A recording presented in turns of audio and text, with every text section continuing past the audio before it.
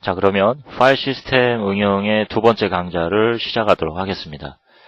앞서 말씀을 드렸던 것처럼 우리가 앞선 강좌에서 프로세스를 식별하는 식별자들 PID, PPID, PGID에 대해서 살펴봤었고요. 그리고 프로세스 그룹과 터미널과의 관계성에 대해서 설명을 드렸었는데 실제 개념적으로만 설명을 드렸었고요. 그 실체를 보여드리려면 명령어를 하나 먼저 배워야 된다고 얘기를 했는데 이제 그 시간이 됐습니다. PS라는 명령을 일단 살펴보고요.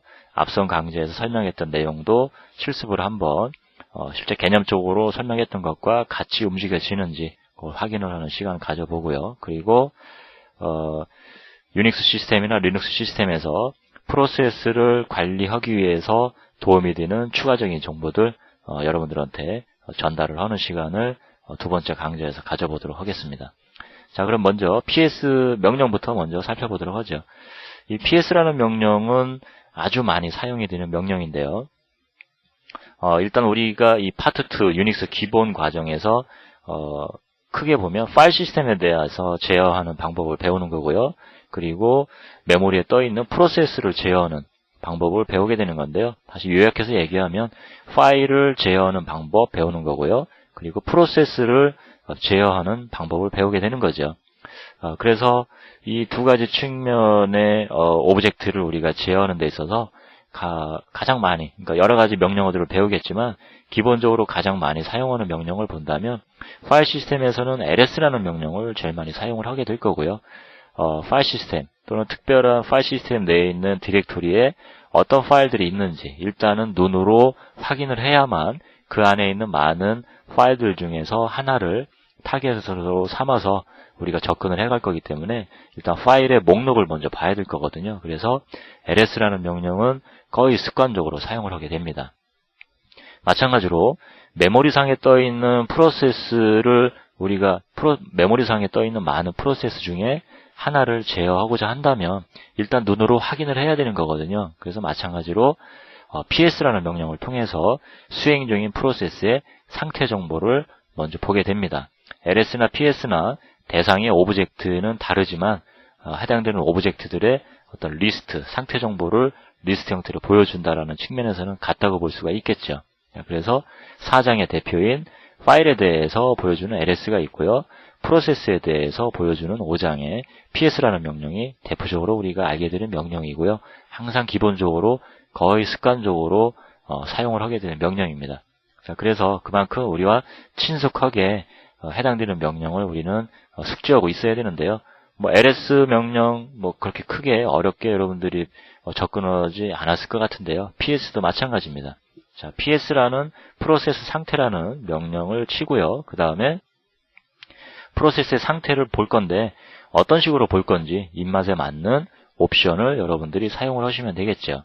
ls 때도 보면 마이너스와 함께 L 옵션이라든가 이걸 주면은 L은 리스트 형태로 좀 더 많은 파일의 상태 정보를 보여줬었죠. 마찬가지로 PS 때도 -F라든가 -L이라는 옵션을 주면 F는 지금 보여주는 이런 형태의 포맷으로 각각의 프로세스들을 이러한 정보로 리스트 형태로 보여주는 거고요. -L 옵션을 주면 F보다는 좀 더 많은 측면으로 서로 겹치는 부분도 있지만 F 때 없었던 추가적인 정보 더 부수적으로 보여줄 수도 있는데 어쨌든 L은 이러한 형태의 레코드 형태로 동일한 포맷으로 프로세스의 상태를 보여준다. 이런 측면으로 보시면 될 것 같습니다. 자, 그리고 LS 때는 A라는 옵션이 있었죠. 올의 약자였었는데요. LS와 함께 -A 옵션을 주면 해당되는 디렉토리에 있는 모든 파일들에 대한 정보를 보여줬었죠. A 옵션을 안 주면 파일명이 점으로 시작되는 파일은 우리 유닉스에서는 또는 리눅스에서는 히든 파일이라고 이야기를 했는데요.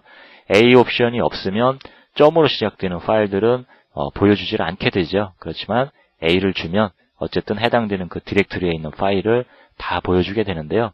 자, 마찬가지로 PS에서도 -E라는 옵션이 있습니다.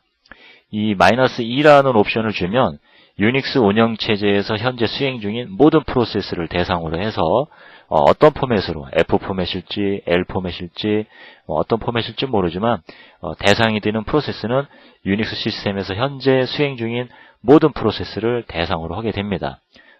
LS의 A와 같은 측면이라고 보시면 되겠죠. 자, 만약에 이 옵션을 주지 않는다면, 마이너스 이 옵션을 주지 않는다면 모든 프로세스가 대상이 되지가 않겠죠. 그래서 범위는 좀 줄어들게 되고요. 상태 정보를 보여주는 프로세스의 범위는 어디로 한정이 되냐면 현재 PS라는 명령을 입력을 하고 있는 그 터미널이 있겠죠.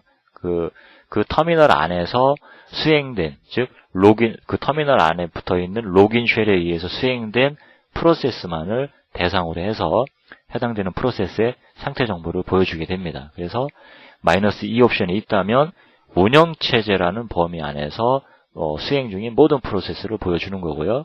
마이너스 2 옵션이 없다면 해당되는 터미널 안에서 수행된 프로세스만을 대상으로 해서 상태 정보를 보여주게 됩니다.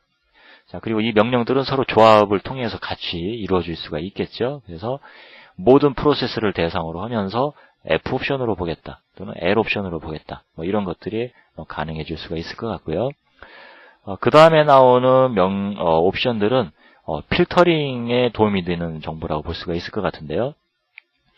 마이너스 2와 같이 전체를 대상으로 한다든가, 이 옵션이 없다면 해당되는 터미널에서 수행이 된 프로세스를 대상으로 한다든가, 이런 측면만이 아니라 좀 더 세부적으로 더 어떤 그 대상이 되는 프로세스를 이렇게 줄여갈 수가 있는데요. 어떤 것들이냐면 대문자 G, 소문자 G가 있고요. 대문자 U, 소문자 U가 있는데 우리가 눈에 익은 아이디들이 좀 나오는데요. GID, 그룹의 아이디를 얘기하는 것이죠. 그리고 UID는 사용자 계정을 대신하는 유저 아이디를 얘기하는 것이죠. 우리가 이전에 배웠었죠. 그리고 아직 배우지 않은 EGID, EUID라는 부분이 있는데 이 부분들에 대한 어떤 총체적인 정보는 다음 파트의 강좌, 우리 그 프로세스 응용의 마지막인 그 세 번째로 강좌를 설명할 때 설명이 되게 될 것 같고요.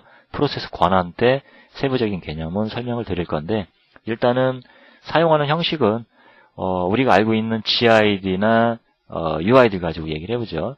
대문자 마이너스 U와 함께 내가 보고 싶은 프로세스, 그 중에서도 UID, 이러한 UID를 갖는 프로세스의 정보만을 보고 싶다.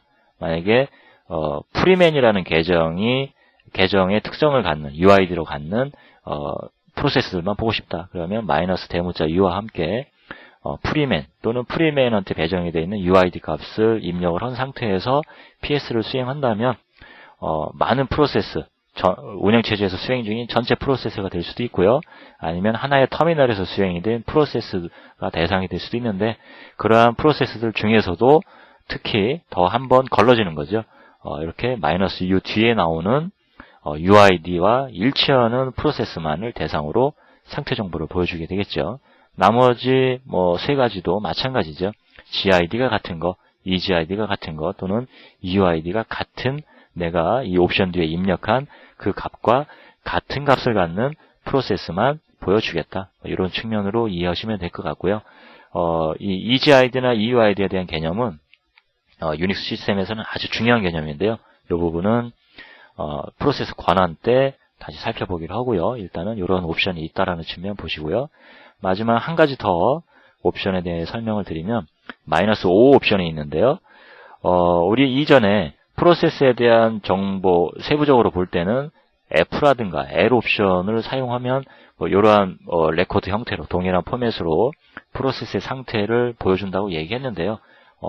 획일적인 거죠. 고정적인 스타일대로 프로세스의 상태 정보를 보여주는 것인데, 자, 그런 획일적인 측면으로 프로세스 상태를 보고 싶은 게 아니라 내가 필요로 하는 정보만을 보고 싶다. 자, 그런 경우에는 마이너스 5 옵션을 사용을 합니다. 여기에 5 옵션에 보면 유저 디파인되어 있는 포맷의 형태로 보여준다라고 얘기를 했는데요. 여기 이 뒤에 나열이 되어 있는 의미에 해당되는 정보들만 보고 싶다면 여기에 있는 것들의 일부만, 내가 보고 싶은 것만 마이너스 5 옵션 뒤에 나열을 하면 그 정보에 해당되는 상태값만 프로세스 대상이 되는 프로세스들에 대해서 내가 O 옵션 뒤에 입력한 요 정보들에 대한 상태 정보만을 출력을 하게 됩니다. 그래서 여러분들은 뭐 입맛에 맞게 여기에 있는 4가지 정보를 통해서 어떤 필터링 정책을 줄 수도 있고요. 뭐 -2를 쓰거나 안 쓰면서 전체나 터미널에서 수행된 프로세스만을 대상으로 쓸 수도 있고요. 그 다음에 그러한 프로세스를 대상으로 해서 어떤 정보를 볼 거냐, 뭐 디폴트에 F나 L 옵션을 쓸 수도 있지만 내 입맛에 맞는 몇 가지만 보겠다, 이런 측면으로 유저 디파인된 포맷으로 프로세스 상태 정보를 보실 수도 있습니다. 자, 우리가 이제 앞으로 이 PS는 많이 사용을 할 거고요. 다른 명령을 배우기 위해서도 중간중간 PS를 쓸 것이기 때문에 세부적인 실습 과정은 뭐 본문에도 나와 있지만 굳이 저와 함께 굳이 PS 명령을 익히기 위해서 실습을 하지 않을 거고요. 어차피 우리는 PS를 그 앞에 강좌에서 뭐 PID라든가 PPID, 터미널 뭐 이런 측면을 설명하려면 PS를 써야 하니까 그때 살펴보기로 하고요. 자, 일단 이 명령을 가지고 개념적으로 이전에 설명했던 것 또는 추가적으로 프로세스를 관리하기 위해서 우리가 알아야 되는 부분들을 이 PS 명령과 함께 실습도 겸하면서 살펴보도록 하겠습니다. 자, 그러면 실습을 통해서 PS 명령을 매개로 해서 그동안 우리가 배웠던 개념적인 이론을 연결을 해보도록 하죠. 자, 터미널을 띄웠고요. 기존에 연결이 되어 있는 상태입니다. PS라는 명령을 한번 실행을 해보죠. PS하고 아무 옵션도 주지 않고 엔터를 치면 현재 -2라는 옵션을 주지 않았기 때문에 전체 운영체제에서 수행 중인 전체 프로세스를 대상으로 하는 것이 아니라 현재 이 PS를 좀 전에 입력했던 이 PS를 입력을 하고 있는 이 터미널에서 수행이 된 프로세스의 상태만을 현재 보여주고 있습니다. 2개의 프로세스에 대한 상태 정보가 보이고 있는데요. bat이라는 명령어가 있고요. PS라는 명령이 보이는데요. bat는 로그인 쉘을 얘기하는 것이죠. 로그인 인증 과정을 거치면서 인증이 정상적으로 수행이 됐기 때문에 bat 쉘이 로그인 쉘이 수행이 된 거죠. 우리 지금 현재 아이디가 뭔지 볼까요? 프리맨이라는 계정을 갖는 사용자가 지금 현재 접속이 되어 있는 건데요. 이 프리맨은 로그인 쉘로 bat 쉘을 사용을 하고 있습니다. 그래서 인증이 끝나고 나서 이 bat 쉘이 로그인 쉘로 자리 잡아서 프롬프트를 이렇게 띄우고 우리 사용자한테 명령어를 지금 입력을 받는 과정을 계속 반복적으로 수행을 하고 있는 거죠. 그러한 가운데 PS라는 명령을 수행한 건데요. 사실 PS라는 명령이 수행이 돼서 그 결과가 이렇게 나오게 된 거지만 PS 명령이 수행이 되면서 자기 자체의 프로세스 정보까지도 같이 보여주고 있습니다. 자, 그 다음에 L이나 F라는 옵션, 어떤 그 지정되어 있는 포맷을 옵션으로 주지 않았거든요. 그런 경우에는 이렇게 PID라든가 뭐 TTY, 타임, CMD라는 4가지 포맷으로만 이렇게 데이터를 보여주게 되는 거고요. 자, 그런데 만약에 PS-하고 F 옵션을 준다. F라는 포맷으로 보겠다. 그렇다면 대상은 이 터미널에서 수행 중인 프로세스만을 대상으로 하는 거고요. 보여주는 프로세스의 상태 정보는 F 옵션이 제공하는 그 포맷으로 지금 제공을 해주고 있는 거죠. 이런 상세 정보들은 여러분들이 본문을 참조하셔도 될 것 같은데 일단 F 옵션만 좀 설명을 드리면 UID, 유저 아이디를 얘기하는 것이죠. 프리맨이라는 유저 아이디를 가지고 있고요. bat이와 PS-F라는 프로세스가 현재 사용 중이었는데 bat이라는 로그인 쉘은 PID가 8816이고요. 그 다음에 PS-F는 9037이라는 PID를 가지고 있었고요. 현재는 이제 이 PS-F라는 프로세스는 종료가 됐겠죠. 이 프롬프트가 떨어진 시점에 요 일을 작업을 하고 종료가 됐지만 어쨌든 이 프로세스가 수행이 되는 동안에는 그 흔적이 보여졌던 거죠. 자기 자신이긴 하지만 PID가 9037이라는 걸 가졌었고요. 이 프로세스의 페어런트 프로세스를 얘기하는 거고요. 부모 프로세스의 ID, C는 사용이 되지 않고요. S타임은 수행이 된 시간을 이야기한다 그랬죠. 기동된 시간. TTY는 터미널을 이야기하는 것이죠. 이 터미널에 해당되는 식별자를 이야기하는 건데요. 지금 현재 여러분들이 보시는 이 터미널에서 수행이 된 프로세스이기 때문에 식별자는 같은 값을 갖겠죠. pts/0라는 터미널의 식별자를 가지고 있고요. 그리고 CPU를 사용한 시간, 그 다음에 커맨드, 프로세스의 이름이 되겠죠. 이러한 정보들로 F 옵션을 보여주고 있습니다. 자, 마이너스 L 옵션을 줘볼까요? 그러면 역시 대상은 이 터미널에서 수행이 된 프로세스만을 대상으로 하는 거고요. L 옵션에 주어진 이러한 좀 더 많은 정보들을 제공을 해서 이러한 형태로 보여주고 있는데, 대상 프로세스는 이 터미널에서 수행된 프로세스만을 가지고 대상으로 한다 그랬죠. 자, 우리가 지금 PS를 한 번, 두 번, 세 번 실행을 했는데요. 그때마다 배시라는 프로세스도 나왔고요. PS라는 프로세스도 나왔는데, 배시의 PID를 볼까요? 처음 PS 했을 때 8816이었고요. 그리고 PS-F 옵션을 했을 때 역시 8816이었고요. 마이너스 L 옵션을 줬을 때도 8816이었습니다. 배시쉘은 아까부터 떠있던 프로세스가 계속 지금 보여주고 있는 거죠. PS를 수행할 때마다. 자, 근데 실제 PS는 3번 수행이 됐거든요. 이 처음 PS를 수행했을 때 이 프로세스의 PID 보죠?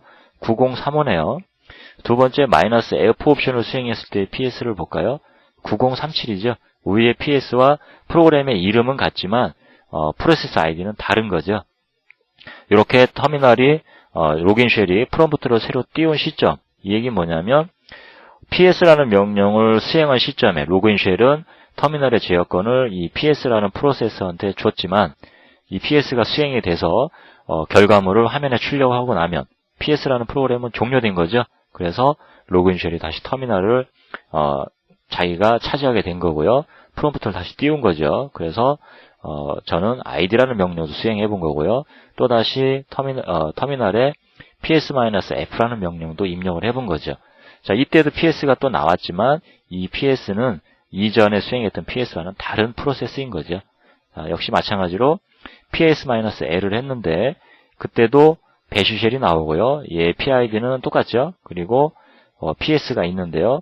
9040이죠. 세 개의 PS 할 때마다 나왔던 이 프로세스 정보는 PS라는 프로세스의 정보는 모두 PID가 다릅니다. 그래서 각각 다른 현재 시점에 돌고 있는 PS라는 프로세스의 PID를 보여주고 있는 거죠. 다만 배시쉘은 로그인 쉘이기 때문에 이 터미널과 생명을 같이 하거든요. 그래서 계속 같은 PID를 보여주고 있는 거고요. 자, 이번에는 옵션을 좀 써볼까요? ps-ef를 써보죠. F라는 옵션, 이러한 포맷으로 보여준다는 걸 여러분들 알고 있는데, -2이기 때문에, 현재 우리가 테스트 대상으로 하고 있는 이 리눅스 시스템에 수행 중인 모든 프로세스를 대상으로 보여주고 있죠. 엔터를 치면, 지금 이 터미널이 24라인을 보여주고 있는데, 지금 현재 리눅스 서버에 떠있는 프로세스가 24개가 넘기 때문에 스크롤이 된 것이죠. 자, 이렇게 넘어갔습니다. 24라인을 넘었죠. 자, 이런 경우에 여러분들한테 쓰면 좋다라고 얘기한 게 있죠. 이전에 어떤 명령을 배웠냐면 ps-ef를 했는데 이게 24 하나면 출력 결과가 하나면을 넘을 것 같다. 자, 그런 경우에 어떻게 화면 단위로 결과물을 보는 거 뭐가 있냐면 파이프를 쓰라 그랬죠. 파이프를 통해서 모아라는 명령은 화면 단위로 결과물을 보여준다고 얘기했습니다. 이런 경우에는 모아라는 명령과 함께 파이프로 연동해서 쓰면 도움이 되겠죠. 자, 이렇게 하면 오히려 스크롤이 되지 않고 화면 단위로 보여주고요. 다음 화면으로 가고 싶으면 아무 키나 입력을 하면 다음 화면으로 넘어가게 되는 것이죠. 어쨌든 여러분들이 이 모아 앞에, 즉 파이프 앞에 어떤 명령이 와도 상관이 없는데 이렇게 PS라는 명령을 쓸 때는 대개 모아 명령을 함께 사용을 합니다. PS를 쓸 때 가장 많이 사용하는 옵션은 -EF라는 옵션을 대부분 일반적으로 많이 기계적으로 사용을 합니다. 그리고 모아를 통해서 화면 단위로 출력물을 조사를 하게 되죠. 자, 여기서 우리 한 가지 또 좀 알고 넘어가 볼까요? PID와 PPID의 관계성에 대해서 한번 살펴보도록 하죠. 1번이라는 PID는 이미 제가 얘기를 했었습니다. 이름은 init이라는 이름을 갖고요. 이 프로세스는 고아들만 전문적으로 데려다가 키워주는 대규모 역할을 한다 그랬죠. 그리고 왜 그런 일을 하느냐? 유언을 들어주기 위해서. 유닉스에서는 하나의 유닉스에서 태어난 프로세스는 포크에 의해서 태어나게 됐고요. 그리고 죽을 때는 부모한테 유언을 하고 죽어야 되기 때문에 반드시 부모가 존재해야 된다고 했는데, 만약에 나를 만들어준 부모가 먼저 나보다 종료하게 된다면 부모가 없어지게 되는 거고요. 유닉스의 전제 조건이 흐트러지게 되는 거죠. 자, 그래서 그걸 방지하기 위해서 1번 프로세스가 안배가 되어 있고요. 이 프로세스는 그렇게 고화가 된 프로세스들, 나보다 먼저 부모가 죽은 그런 형태로 되어 있는 프로세스를 데려다가 대리모가 된다고 얘기를 했었습니다. 자, 이 1번 프로세스의 부모를 볼까요? PPID를 보면 되죠. 0번이네요. 0번은 포크에 의해서 태어나는 프로세스가 아니라고 얘기를 했었고요. 부팅 과정에서 이 0번 프로세스만 태어난다고 했는데, 우리는 이제 여러 가지로 추리를 해볼 수가 있습니다. 제가 여러분들한테 전달하고 싶은 것도 이제 이런 측면들의 얘기로 쭉 이어가려고 하는 건데요. 우리 본문에서 보면은 추리를 할 수 있어야 된다. 사건 현장에서 추리를 한다 이런 얘기를 했는데요. 그런 부분에 대한 얘기를 하고 있는 겁니다. 지금. 자, 지금 PS를 해서 프로세스의 상태 정보를 봤습니다. 이걸 가지고 우리는 프로세스들 간의 여러 가지 릴레이션, 관계성을 우리는 유추를 할 수가 있습니다. 1번 프로세스는 0번이 만들었구나. 0번이 태어나서 어떤 일들을 하고요. 그 다음에 1번을 만들어낸 거죠. 자, 그 다음에 이 프로세스들이 어떤 일을 하는지는 지금 현재 단계에서 그렇게 중요한 건 아니지만, 어쨌든 2번이라는 PID를 갖는 프로세스가 있고요. 이름은 이런 게 있다고 해보죠. 이 프로세스는 누가 만들었느냐? 페어런트 프로세스를 보면 되겠죠. 1번이 이 2번 프로세스의 아버지, 부모 프로세스 역할을 하고 있네요. 자, 기타의 프로세스들을 보면 대부분 1번이 페어런트 프로세스, 부모 프로세스로 자리를 잡고 있습니다. 그러면 무조건 이 모든 여기에 있는 프로세스들은 다 지금 보이는 것처럼 1번이 만든 거냐? 사실은 그렇지 않을 수도 있습니다. 유닉스 시스템에서 이렇게 수행 중인 프로세스들은 데몬 프로세스라고 얘기를 하는데요. 그렇기 때문에 대부분의 프로세스들의 이름을 보면 이렇게 D라는 이름이 대부분 붙습니다. 없는 것도 있지만요. 이렇게 D라는 이름들이 붙는데, 이 D는 데몬의 약자입니다.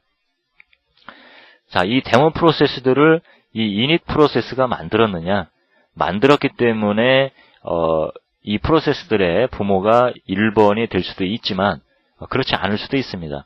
1번의 도움을 받지 않고 태어났지만 나를 만들어준 프로세스가 죽었기 때문에 1번이 대리모의 역할을 하는, 그렇기 때문에 이 해당되는 프로세스의 부모 프로세스가 1번이 되어 있을 수도 있습니다. 그러니까 무슨 얘기를 하고 싶은 거냐면, 부모 프로세스가 현재 1번이든 다른 번호든 있다 그래서 그 프로세스가 꼭 포크를 해줘서 이 프로세스가 태어났다고 볼 수는 없다는 거죠. 다른 프로세스에 의해서 태어날 수도 있지만 어쨌든 관계성 측면으로 볼 때는 현재의 부모는 1번이거나 이 PPID 자리에 있는 프로세스인 거지, 반드시 이 PPID에 있는 프로세스가 그 PID에 있는 프로세스를 만들었다고 볼 수는 없다는 건데요. 특히나 이 PPID가 1번인 경우는 특히 그렇습니다. 1보다 큰 1이 아닌 다른 값을 가지고 있다면 거의 대부분은 그 프로세스가 해당되는 이 앞에 있는 프로세스를 포크로 만들었다고 보기가 거의 대부분은 그렇다고 볼 수가 있는데요. 근데 그 1의 값을 갖고 있다. 그렇다면 1번이 이 프로세스를 생성을 해줬다기보다는 얘를 만들어준 프로세스는 종료가 된 거고요. 1번은 대리모적인 측면으로 부모 프로세스가 됐다고 보시는 게 좀 더 여러분들이 그 타당성 있게 보실 수가 있을 것 같습니다. 어쨌든 현재 시점에 이 해당되는 프로세스의 아이디는 뭐고 이 프로세스의 부모 프로세스는 뭔지 알고 싶다면 PS- F 옵션을 주면 PPID가 나올 수가 있겠죠. 자, 이렇게 아무 키나 치면 이렇게 스크롤이 되겠죠. 자, 이번에는 좀 다른 정보를 볼까요? 자, PS 하고요. 이번에는 -J 옵션을 줄 건데요. J 옵션을 주면 프로세스 그룹의 아이디도 나오게 되는데요. 해보죠. 자, PID가 지금 이제 이 옵션을 안 줬기 때문에 해당되는 이 터미널에서 수행된 프로세스만을 대상으로 해서 보여주고 있는데요. 당연히 로긴 쉘이죠. 배시 쉘이 있고요. 아까부터 보던 8816이라는 PID를 가지고 있고요. 그리고 현재 수행한 이 PS의 아이디죠. 지금 현재 요 PS가 이거죠. 이 프로세스의 PID는 9044를 차지하고 있습니다.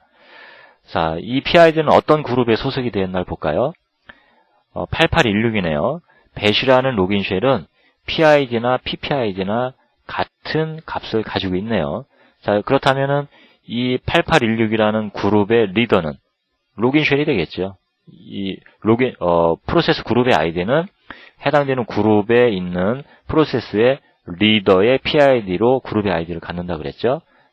그룹의 아이디와 PID가 같다면 해당되는 PID가 그 그룹의 리더 역할을 하고 있겠죠. 자, 로긴 쉘에 의해서 PS가 수행이 됐습니다. 그러면 로긴 쉘은 포크를 통해서 자식의 프로세스를 만들었을 거고요. 그 다음에 EXC를 통해서 PS가 되도록 이렇게 수행을 했겠죠. 전이를 시켰겠죠. 자, 그럼 이 PS가 로긴 쉘에 의해서 만들어졌는데 개별적인 프로세스로 혼자 존재하느냐? 유닉스 시스템에서는 그렇지 않다 그랬죠.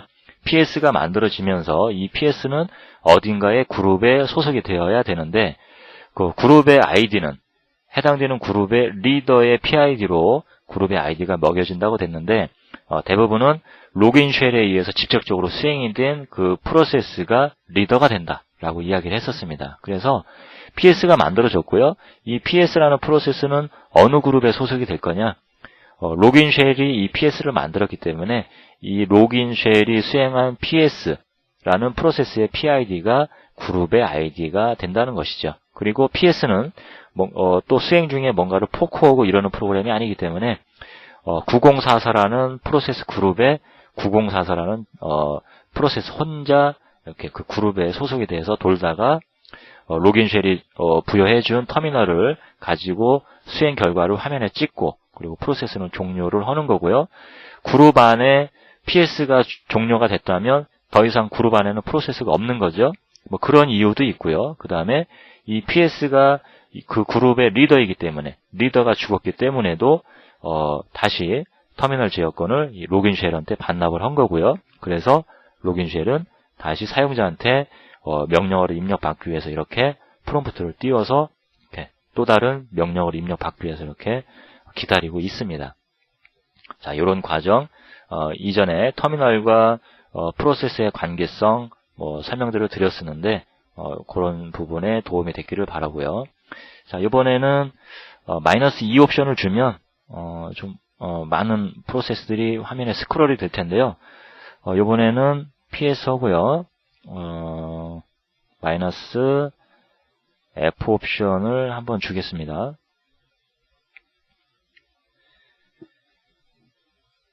자, 이 PS라는 프로세스는 PID가 지금 9045네요.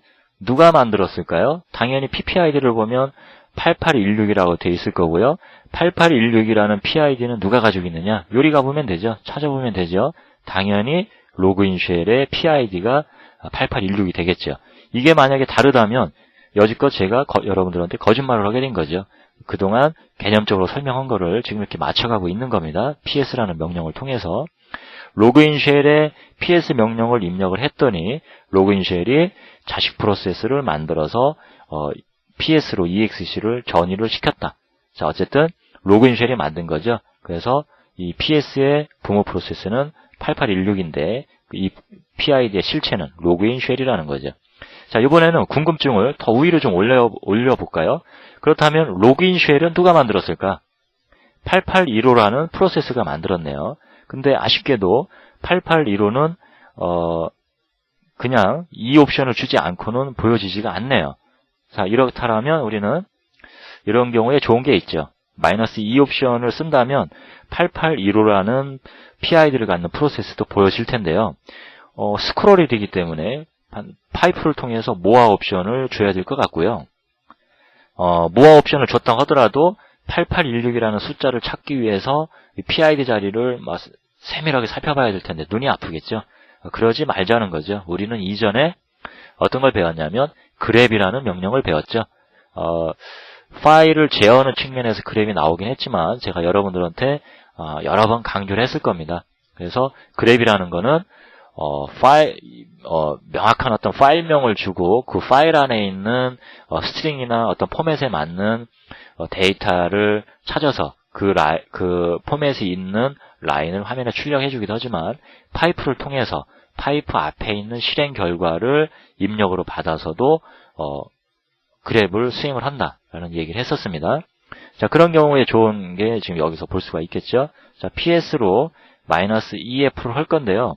많은 양의 데이터가 스크롤이 될 건데 grep으로 뭘 볼 거냐면 우리가 알고 싶은 거는 요 로그인 쉘의 부모 프로세스인 8815가 어떤 프로세스인지 알고 싶다는 거죠. 그걸 한번 좀 보자는 거죠. 8815.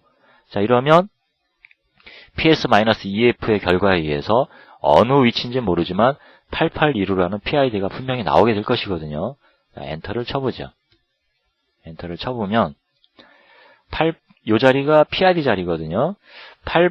지금 8815라는 값을 갖는 PS의 결과 중에 라인만 출력이 됐는데 3개의 라인이 나왔네요. 자, 그 중에 요 두 번째 칼럼이 PID의 자리입니다. 요 부분은 UID고요. PID가 8815인데 이름을 볼까요? 어떤 프로세스인가? 로그인이라는 프로세스네요. 자, 이제 우리는 좀 뭔가가 좀 연결이 되는 걸 알 수가 있을 겁니다. 터미널을 수행을 해서요. 터미널을 하나 띄워볼까요? 자, 저는 gterm이라는 걸 통해서 터미널을 띄우고 있는데요. 이렇게 커넥트를 누르면 보시는 것처럼 로그인하고 프롬프트를 띄우고 있죠. 여기서 제가 프리맨이라는 계정을 입력을 하고요. 그리고 패스워드를 입력을 했습니다. 자, 그러면 이렇게 프롬프트가 떠지게 된 거죠. 자, 이런 과정을 통해서 지금 우리의 이 실습용으로 사용하는 이 터미널도 수행이 된 건데, 자, 배시쉘은 로그인이라는 프로그램이 수행을 해줬는데 언제 수행이 됐을 거냐? 아까 우리가 로그인 과정을 거치는 걸 봤죠? 아이디와 패스워드를 입력하는 과정을 여러분들한테 보여드렸는데 아이디와 패스워드가 현재 유닉스 시스템, 우리 테스트 환경으로 쓰는 리눅스 환경에 기존에 등록이 된 사용자하고 암호까지도 일치한다면 로그인 과정은 성공을 한 것이죠. 그렇다면 로그인이 성공을 하면 그 다음은 어떤 일이 벌어진다 그랬냐면 로그인 쉘을 수행을 해준다 그랬습니다. 자, 그러면 로그인 쉘도 프로그램이죠. 누가 띄워줬느냐? 인증 과정을 거치는 이 로그인이라는 프로세스가 아이디 패스워드가 정확하게 일치했기 때문에 인증 과정이 성공을 했기 때문에 하나의 프로세스를 만들어서 그 다음에 여기에는 이 배시라는 쉘로 전이를 시켜서 배시 쉘, 로그인 쉘이 만들어지게 된 거죠. 그렇기 때문에 이 로그인 쉘은 8816이라는 PID를 가지고 있고요. 이 프로세스의 부모 프로세스는 누구냐? 8815인데 8815의 실체는 로그인이라는 프로세스라는 거죠. 자, 이렇게 우리가 프로세스들의 어떤 관계성을 살펴보는 것을 지금 보고 있습니다. 자, 한 번만 더 올라가 보도록 할까요? 자, 그러면 로그인은 누가 만들었을까? 로그인이라는 PID는 8815인데 로그인을 만든 프로세스는 누구냐? 요게 PPID거든요. 8814라는 프로세스가 로그인이라는 프로세스를 만들었네요. 요 8815라는. 그러면 8814라는 프로세스는 누구인지 궁금하죠? 여기까지 우리가 한번 살펴보도록 하죠. 유용하게 쓰는 명령어 ps-ef와 함께 grep을 쓰면 좋겠죠? grep과 함께 8814죠. 8814라는 키워드를 갖는 PS의 결과가 라인이 출력이 되겠죠. 자, 엔터를 치면 여기에 요 로그인이라는 거는 PPID에 8814가 있기 때문에 grep에 의해서 나온 거고요. 그 다음에 우리가 grep 명령을 쓰면서 8814를 여기서 썼죠. 그렇기 때문에 실행 결과에 나온 거고 실제 우리가 찾고 싶은 건 요거죠. -EF, F라는 포맷에 의해서 나오는 요 두 번째 칼럼이 필드가 PID죠. 8814. 우린 요 라인을 찾으려고 요 위에 있는 명령을 수행을 한 격이 되는 건데요. PID가 8814인데 얘의 프로세스의 이름은 뭐냐? 프로세스의 이름은 텔넷이네요. 자, 이제 명확해졌죠. 우리가 제가 실습은 지금 레코딩을 하고 있는, 녹음을 하고 있는 이 컴퓨터에서 텔넷 클라이언트를 띄워서 리모트에 떠있는 텔넷 서버로, 리눅스 서버로 접속을 했거든요. 그때 그 서버에는 텔넷 프로그램이 기동이 돼서 제가 띄운 텔넷 클라이언트와 서버에 뜬 텔넷 서버 간의 서로 통신에 의해서 이 터미널을 통해서 입력과 출력을 받고 있을 텐데요. 자, 그렇게 되면 지금 최초에 제가 이 터미널을 띄워서 접속을 하면 텔넷 서버가 기동이 됐을 거고요. 텔넷 서버는 이 지금 사용자한테 터미널 제어권을 줘야 되는지, 유닉스 시스템에 접속을 해도 상관이 없는지를 알아보기 위해서 로그인이라는 프로세스를 띄운 거죠. 텔넷이라는 프로세스가 로그인이라는 프로세스를 띄워준 거고요. 로그인은 아이디 패스워드를 입력받아서 인증 과정이 성공을 했기 때문에 다시 로그인 쉘, 배시 쉘을 또 띄워주게 된 거죠. 자, 그래서 현재 이 터미널의 주인은 이 터미널을 차지하고 있는, 포그라운드로 돌고 있는 프로세스는 배시라는 로그인 쉘이지만 이 배시 쉘은 어떻게 해서 만들어졌느냐? 로그인이라는 프로세스에서 만들어진 거고요. 로그인은 텔넷이라는 프로세스에서 만들어지게 된 거죠. 텔넷은 어떻게 해서 수행이 됐냐면 제가 텔넷 클라이언트 프로그램을 띄워서 해당되는 그 서버로 접속을 했기 때문에 일련의 과정들이 이렇게 이루어지게 된 것입니다. 자, 이 측면은 네트워크로 유닉스나 리눅스 서버를 접속할 때의 흐름인데요. 자, 그렇다면 모든 유닉스나 리눅스들은 이러한 측면으로 움직이느냐? 개념은 비슷하지만 반드시 이런 측면은 아닙니다. 약간씩 좀 다를 수도 있는데요. 어떤 측면이냐면 여기에는 이 텔넷이 로그인을 수행을 해줬는데요. 로그인이 아이디 패스워드를 입력받아서 인증 과정을 거쳤습니다. 그래서 인증이 성공을 했다.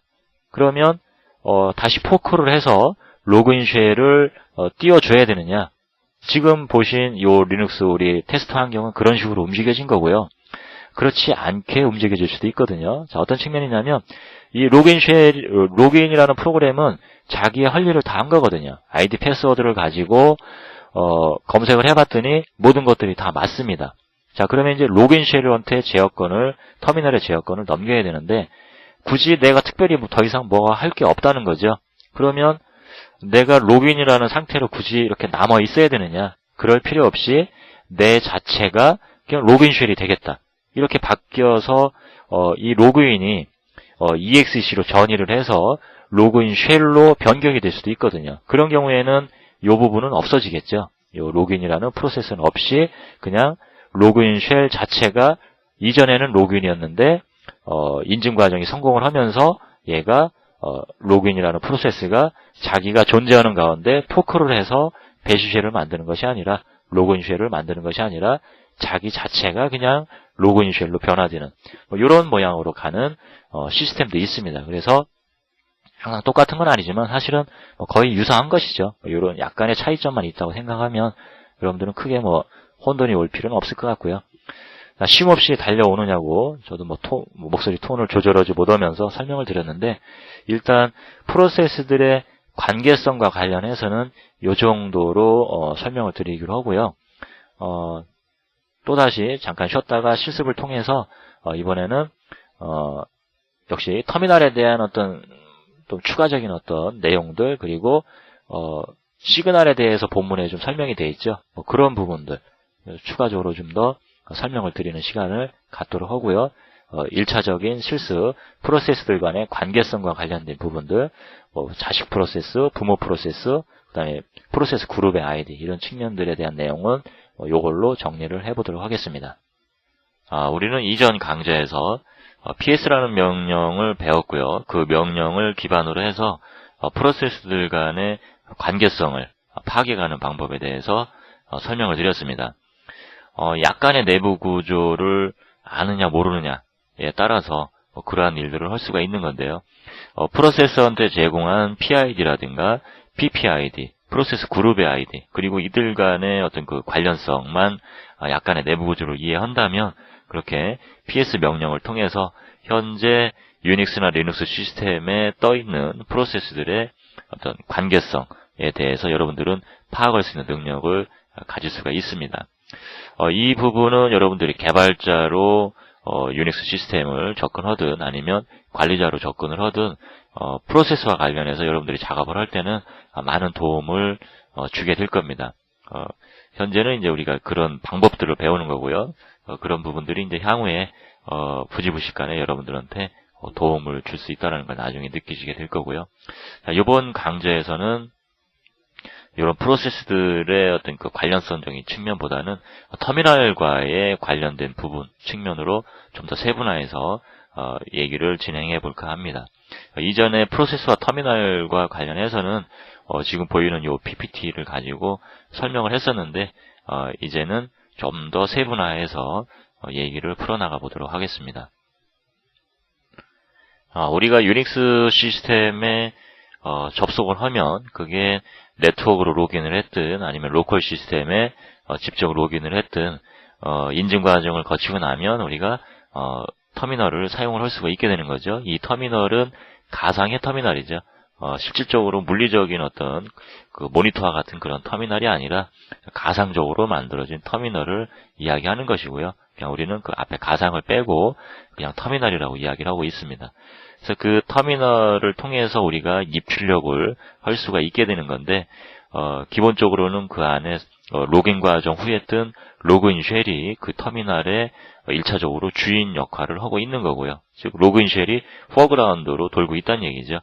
로그인 쉘이 돌고 있는 가운데 우리가 로그인 쉘의 로그인 쉘이 입력을 받으려고 프롬프트를 깜빡깜빡 하고 있죠. 거기에 수행할 수 있는 명령어를 입력을 하면 로그인 쉘에 의해서 해당되는 프로세스가 수행이 될 거고요. 그리고 터미널의 제어권을 그 해당되는 지금 현재 수행을 하는 그 프로세서한테 제공을 한다라고 얘기를 했죠. 그리고 엄밀히 얘기하면 프로세서한테 주는 것이 아니라 하나의 프로세스는 그룹에 소속이 된다라고 이야기를 했죠. 그래서 사실은 로그인 쉘은 프로세서한테 주는 것이 아니라 그 프로세서가 소속된 그룹에게 터미널의 제어권을 제공을 한다. 이것이 더 맞는 얘기다라고 이야기를 했습니다. 그래서 터미널은 하나이기 때문에 이 터미널을 차지할 수 있는 그룹, 포그라운드라고 얘기하죠. 포그라운드 프로세스 그룹은 하나밖에 존재할 수가 없는 거고요.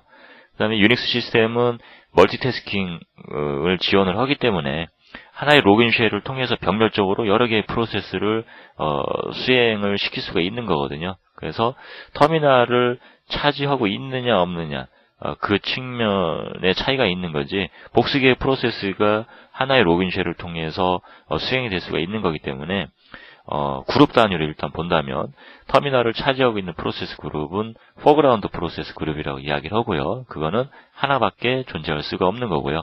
그 다음에 나머지 그룹들, 나머지 복수의 그룹들은 우리가 백그라운드 프로세스 그룹이라고 이야기를 하는 거죠. 그리고 각각의 포그라운드든 백그라운드든 그룹 안에는 하나일 수도 있고 아니면 뭐 하나가 아닌 복수 개의 프로세스들이 지금 그림에서 보시는 것처럼 존재할 수가 있게 된다라고 이전에 이 얘기를 했습니다. 자, 그럼 이번에는 포그라운드 프로세스 그룹은 우리가 그냥 일반적으로 프로그램을 실행 프로그램을 로그인 쉘에다가 입력을 해서 엔터를 치면 디폴트로 포그라운드로 돌게 되거든요. 터미널을 부여받게 된다는 얘기죠. 그리고 그 해당되는 프로세스가 종료를 하면 즉 여기서 종료 부분에서는 이제 두 가지 측면으로 바라봐야 된다고 이전에 얘기를 했는데 무슨 얘기냐면 로그인 쉘이 다시 터미널 제어권을 가져가는 것, 회수해 가는 것, 그 과정은 두 가지 측면으로 봐야 된다고 얘기를 했습니다. 첫 번째는 프로세스 그룹한테 터미널 제어권을 줬는데 다시 회수해 오는 것, 그거는 그룹 안에 있는 프로세스가 모두 종료했을 때 그때 가져온다. 당연한 거라고 또 얘기를 했었고요. 그 다음에 두 번째는 그 그룹 안에 프로세스가 모두 종료되지 않았지만 포그라운드 프로세스 그룹한테 제공했던 터미널 제어권을 가져가는 경우가 있다. 그건 언제냐면 그 포그라운드 프로세스 그룹 안에는 프로세스 그룹의 리더가 있다고 그랬죠. 그룹의 아이디를 와 같은 PID를 갖는 그 프로세스가 그룹의 리더라고 얘기를 했는데요. 그룹의 리더가 종료를 하게 되면 그 그룹 안에 나머지 프로세스가 존재하더라도 로그인 쉘은 터미널 제어권을 가져간다라고 이야기를 했습니다. 자, 이런 식으로 이제 프로그램들이 이제 계속 수행이 돼 갈 텐데요. 로그인 쉘이 그렇게 움직여 갈 텐데, 우리가 특별한 작업을 하지 않은 상태에서 우리가 만든 프로그램이든 아니면 유닉스의 기존에 존재하던 프로그램이든 쉘을 통해서 명령어를 입력하고 엔터를 치면 뭐 어쨌든 대부분은 우리가 만든 프로그램이 아니라면, 유닉스상에 존재하는 프로그램들이라면 우리가 실행시킨 그 프로그램이 뭐 내부적으로 또 포크를 하고 이런 측면들은 좀 드물죠. 우리가 배웠던 명령들, 뭐 ls라든가 change mode라든가 뭐 ps라든가 이런 여타의 프로그램들은 어떤 단적으로 어떤 일을 하고 바로 죽는 프로그램들이죠. 그렇기 때문에 또 이제 foreground로 돌고요. 그래서 우리가 임의로 만든 프로그램이라면 내부적으로 어떤 로직에 의해서 프로세스 포크를 할 수도 있고 여러 가지 측면이 있기 때문에 정확하게 알 수는 없지만, 어쨌든 일반적으로 우리가 입력한 뭐 기존에 존재하는 유닉스상에서 존재하는 프로그램이든 우리가 만든 일반적인 프로그램들이라면 로그인 쉘은 foreground로 수행을 시켜준다는 것이죠. 자, 이렇게 했다가 그 프로그램이 종료가 되면 다시 로그인 쉘은 터미널 제어권을 가져가고 이런 측면으로 돌아가는데, 좀 다른 측면으로 그렇다면 백그라운드로 돌릴 수는 없을까? 무조건 foreground로만 돌다가 프로세스가 종료되거나 또는 그룹의 리더가 종료가 되면 다시 로그인 쉘이 이렇게 가져가는 이런 디폴트의 방식 말고 프로그램을 처음 띄울 때부터 백그라운드로 돌릴 수는 없을까? 이런 측면에 맞춰서 첫 번째 터미널과의 얘기를 한번 풀어보도록 하겠습니다. 자, 여기서 백그라운드로 돌릴 수만 있다면 유닉스의 장점을 충분히 이용할 수가 있게 되거든요. 무슨 얘기냐면, 우리가 요 로그인 쉘 상태에서 a.out이라는 어떤 프로그램을 실행을 했습니다. 자, 근데 이 프로그램이 내부적으로 무한루프를 도는 프로그램이라고 해보죠. 죽지 않도록 구성이 되어 있다고 보죠. 계속 돌면서 루프 안에서 어떤 로직을 수행을 하는 그런 프로그램이다. 충분히 그런 프로그램이 만들어질 수가 있거든요. 자, 그렇다면 로그인 쉘은 이 a.out이라는 프로그램한테 터미널 제어권을 줬을 거거든요. 그래서 이 a.out이 도는 동안에 이 터미널에 뭔가 입력도 받고 출력도 하고 이런 과정들이 이제 반복적으로 수행이 돼갈 텐데요. 로그인 쉘은 이제 백그라운드로 터미널의 뒷단에서 가만히 있겠죠. 입력을 받을 수 있는 방법이 없으니까요. 터미널은 이 a.out이라는 프로그램이 가지고 있기 때문에 로그인 쉘은 입력을 받을 방법이 없죠. 터미널을 차지하고 있는 프로세스가 입출력을 할 수 있으니까요. 자, 이런 측면으로 있다면 우리 사용자는 이 로그인 쉘, 이 터미널 앞에 앉아있는 우리, 뭐 여러분이나 우리 사용자는 이 a.out이라는 프로그램을 실행시키고 나서 추가적으로 더 실행시킬 프로그램들이 이렇게 목록이 많이 있습니다. 많이 있는데도 불구하고 쉘 프롬프트가 다시 이렇게 떨어지질 않기 때문에 이 명령들을 입력을 할 수가 없다는 거죠. 유닉스 시스템은 멀티태스킹의 환경을 지원하기 때문에 프로세스를 병렬로 수행을 할 수가 있는 거거든요. 자, 그렇지만 지금 이 프로그램이 종료해야만 또 다른 프로그램을 로그인 쉘을 통해서 입력을 할 수 있게 되는 거죠. 자, 여기에 이제 어떤 맹점이 있게 되는 거죠. 성능상의 어떤 효율성이 좀 부족해지는 거죠. 만약에 이 a.out이라는 프로그램을 백그라운드로 돌게 할 수가 있다면, 요 유닉스 로그인 쉘 상에서 a.out을 실행을 했는데 이 프로그램이 백그라운드로 돌게 된다면 터미널을 a.out이 가져가는 게 아니라 이 a.out은 터미널을 갖지 않은 상태에서 돈다는 거죠. 자, 이 a.out을 실행을 했는데 a.out이 백그라운드로 도는 특성의 프로그램이다. 그랬다면 쉘 프롬프트는 이렇게 바로 이어서 떨어져야 되겠죠. 그리고 이 a.out은 메모리에 떠서 수행을 하고 있겠죠. 자, 그런 가운데 로그인 쉘은 다시 터미널을 차지하게 됐습니다. 이런 상태에서 우리는 우리가 수행하려고 했던 이 일련의 명령어들을 다시 입력을 해서 추가적인 또 다른 프로세스들을 계속 지속적으로 수행을 시킬 수가 있다라는 거죠. 자, 이 얘기는 뭐냐면 병렬적으로 프로세스가 수행이 되도록 지속적으로 명령들을 수행을 할 수가 있다는 얘기입니다. 자, 그렇지 않고 우리가 입력하려는 명령어들이 모두 foreground로 돌아야 된다. 그렇다면 그리고 로그인 쉘을 통해서 이 명령어들을 수행을 시키려고 한다. 그렇다면 여기에 10개의 어떤 우리가 실행해야 되는 프로그램이 있다면 그 프로그램들은 유닉스 환경에서 수행이 됨에도 불구하고 순차적으로 시퀀셜하게 돌 수밖에 없게 되는 것이죠. 자, 그래서 충분히 백그라운드로 프로세스가 돌 때 어떤 장점이 있게 됩니다. 병렬적으로 처리가 가능하다는 거죠. 포그라운드로만 돌아야 된다면 이 병렬 처리가 가능한 게 아니라 시퀀셜하게 하나씩 순차적으로 처리가 되는 거고요. 만약에 백그라운드로 돌 수 있다면 로그인 프롬프트가 바로 떨어지니까 또 다른 명령을 실행을 시킬 수가 있다는 거죠.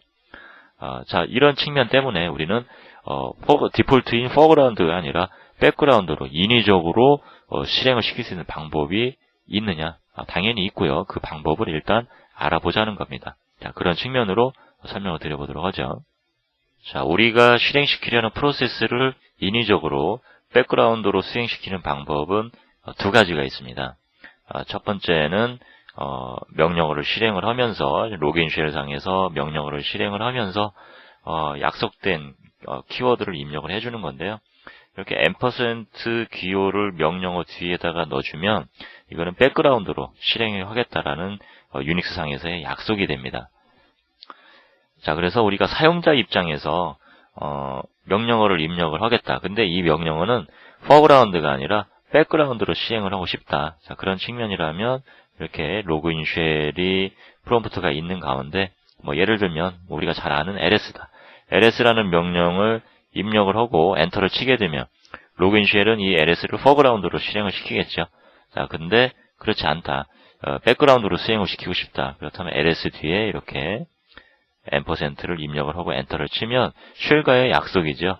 끝에 이런 %, 값이 있다면 앞에 있는 명령어를 백그라운드로 실행을 시키려고 하는구나. 이렇게 이해를 하고요. 이 해당되는 명령어한테 터미널 제어권을 제공을 하지 않습니다. 우리가 알고 있는 일반적인 유닉스 명령을 이런 식으로 ls라든가 ps를 이렇게 사용자가 명령어를 입력하는 단계에서 백그라운드로 돌려달라고 이런 측면으로 잘 사용하는 건 아니고요. 우리가 만들어진 별도로 우리 사용자가 만든 프로그램을 실행을 할 때 이런 경우가 많이 나오게 될 것 같습니다. 두 번째는 프로그램의 어떤 그 특성을 이용해서 사용을 해야 되는데요. 그러니까 일반 사용자 측면에서는 만들 수는 없는 거고요. 개발자 측면에서 내가 프로그램을 만들고 있는데 이 프로그램은 이렇게 %를 붙이지 않더라도 쉘상에서 예를 들어서 내가 짠 프로그램의 이름을 a.out이라고 할 건데 이 a.out이라는 프로그램을 지금 개발자가 짜고 있습니다. 메인하고 이렇게 짜고 있는데요. 짤 때 얘를 실행을 하면 뒤에 %를 붙이지 않더라도 무조건 백그라운드로 돌게 하겠다. 프로그램의 구조를 그렇게 구성을 하면 가능하거든요. 사용자 입장에서는 이렇게 %를 주면 가능한 거고요. 아예 만들어지는 프로그램 자체를 백그라운드로 돌도록 프로그램 코딩을 할 수도 있다는 거죠. 자, 그러한 측면들 두 가지가 있게 되는데 우리가 실제 프로그램을 우리 교재가 본문이 프로그램 과정이 아니기 때문에 시스템 프로그램 과정이 아니기 때문에 조금 조심스럽긴 하지만 소스에 대한 얘기를 보여드릴 때는 좀 조심스럽긴 하지만 그렇게 크게 어려운 부분은 아니기 때문에 일단은 소스와 함께 실습을 통해서 이 두 가지 개념 첫 번째 사용자 측면에서 명령어 뒤에 %를 주면 된다. 그 다음에 두 번째 개발자 측면으로 볼 때는 소스상에다가 어떤 테크닉을 넣어주면 해당되는 그 프로그램은 실행할 때 자연스럽게 %가 없는데도 불구하고 백그라운드로 돌게 된다. 이렇게 어떤 방법에 대해서 먼저 설명을 드리고요. 구조적인 거는 실습과 함께 보도록 하겠습니다. 자, 보죠. 제가 미리 프로그램을 만들어 놨는데요. 두 개의 프로그램을 실행을 시켜볼 건데요. 먼저 소스를 한번 보도록 하죠. 여기에 foreground라는 프로그램을 컴파일을 해놨습니다. 실행 파일이고요. 여기 소스가 있고요. 그 다음에 백테스트라는 프로그램도 있고요. 먼저 foreground라는 프로그램의 소스를 한번 보도록 하죠. 모아라는 걸로 자, 소스를 보면요. 한 줄밖에 없습니다. 여기에 여러분들 일반 유닉스 윈도우즈 환경에서도 C를 배울 때 이렇게 인클루드 하죠. 메인 하고요. sleep이라는 명령을 한 줄만 넣습니다. 잠잔다는 얘기인데요. 말 그대로 요 안에 있는 아규먼트가 세컨드거든요. 100초 동안 잠을 자는 그러한 프로그램입니다. 잠을 자고 그 다음에 100초가 지나면 빠져나와서 더 이상 로직이 없기 때문에 끝나는 그러한 프로그램이죠. 제가 여러분과 어떤 로직에 대한 설명을 하는 과정이 아니기 때문에 뭔가를 좀 장시간 이 프로그램을 수행을 시켜야 될 필요성이 있어서 제일 좋은 게 이렇게 잠을 재우는 게 제일 좋은 것 같아서 sleep이라는 명령어를 사용을 해봤습니다. 자, foreground라는 프로그램을 돌려보죠.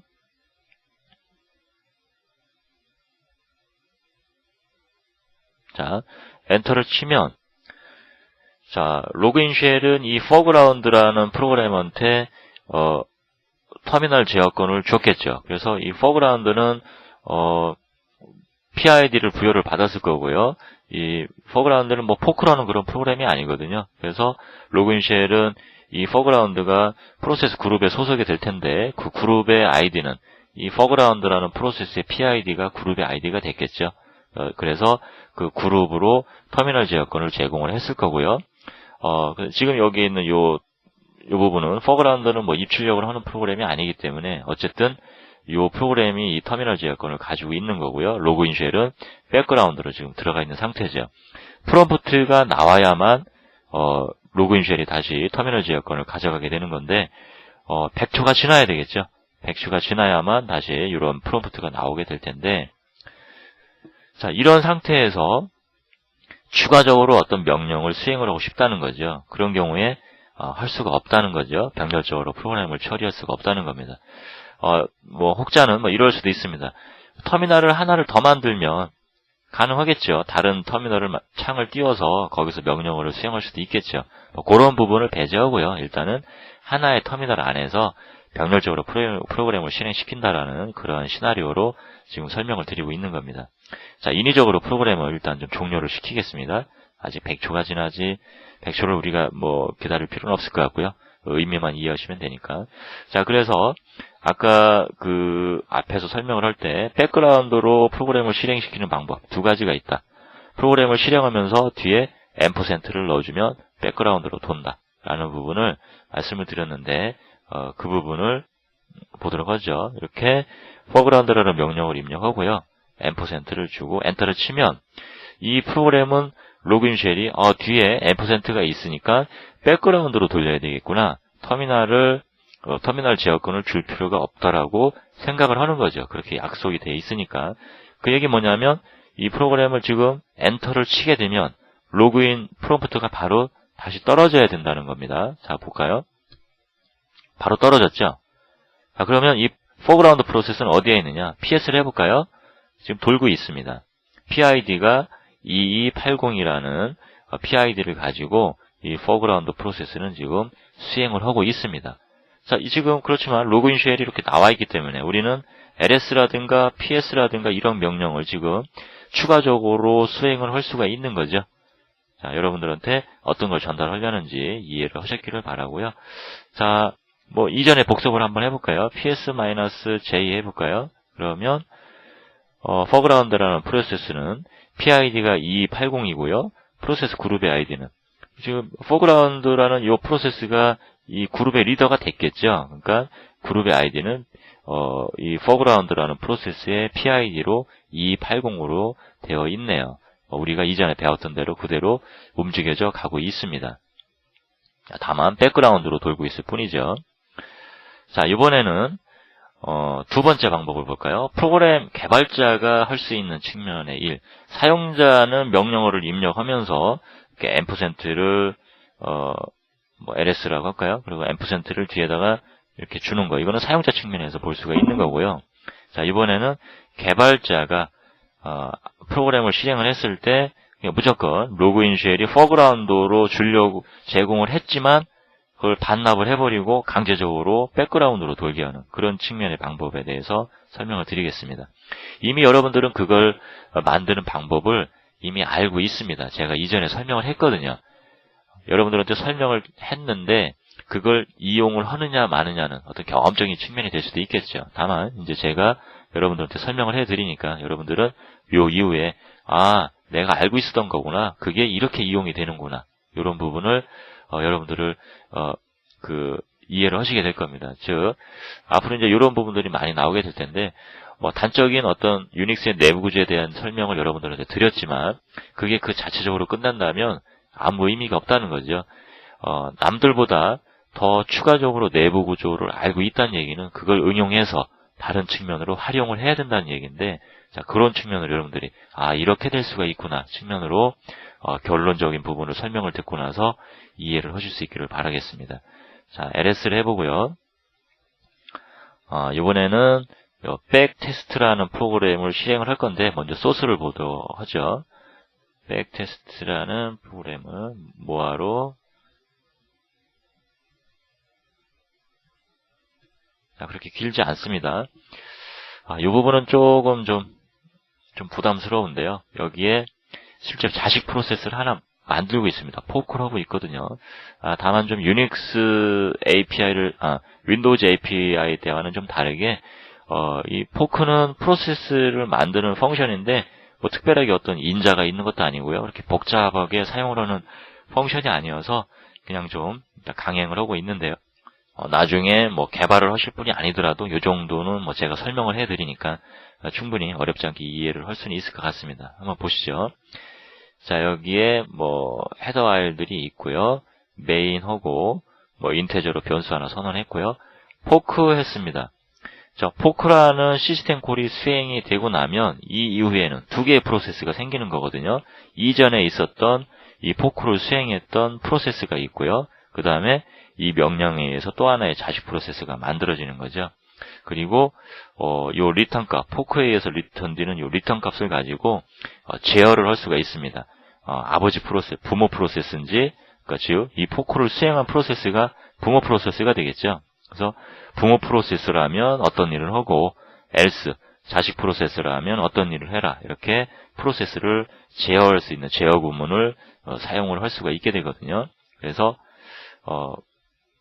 리턴 값이 0보다 크면 이거는 이제 부모 프로세스가 되는 건데요. 그리고 리턴 값이 0이면 자식 프로세스가 되는 거고요.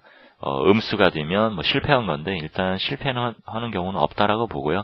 PID가 0이면 자식 프로세스를 만든 다음에 PID가 0이면 이 부분은 부모 프로세스만 오게 되는 거거든요. 그래서 페어런트는 printf를 찍고 나서요. 더 이상의 로직이 없습니다.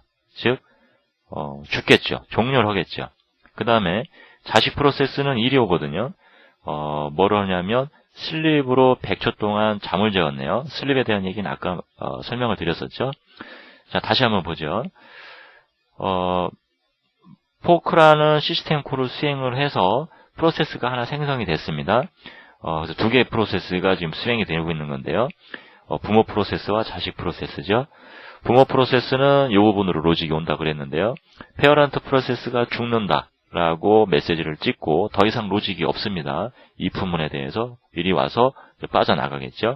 자, 그 다음에 자식 프로세스는 슬립이라는 명령을 수행하기 위해서 여기에서 100초 동안 기다리게 된다는 거죠. 이 부분이 이제 일단 인위적으로 좀 어떤 일을 죽지 않고 어떤 일을 해야 되기 때문에 제가 일부러 어떤 로직을 구사한 게 아니라 이렇게 100초 동안 잠자는 프로그램으로 로직을 좀 일정한 시간 프로그램이 죽지 않고 수행되는 거를 이렇게 대체를 했습니다. 자, 이 프로그램을 수행을 해보도록 하죠. 자, 그러면 컴파일을 미리 해놨고요. 네, 테스터가 엔터를 치면 쉘은 이 백테스트라는 프로그램한테 터미널 제어권을 주려고 할 거거든요.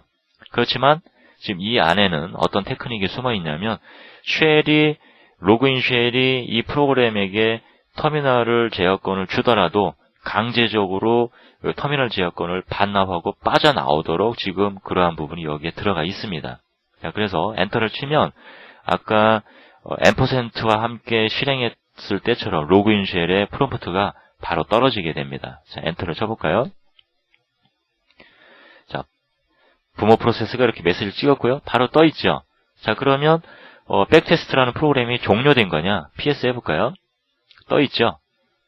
여기에 백테스트라는 프로그램이 아직 살아 있습니다. 그럼에도 불구하고 프롬프트는 떠 있다는 거죠. 자, 왜 그랬을까? &를 주지도 않았는데. 자, 그 이유는 소스를 보면서 설명을 드릴까요?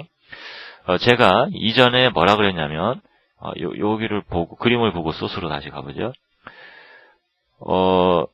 쉘이 터미널 제어권을 이 프로세스 그룹한테 주는데 언제 뺏어오느냐?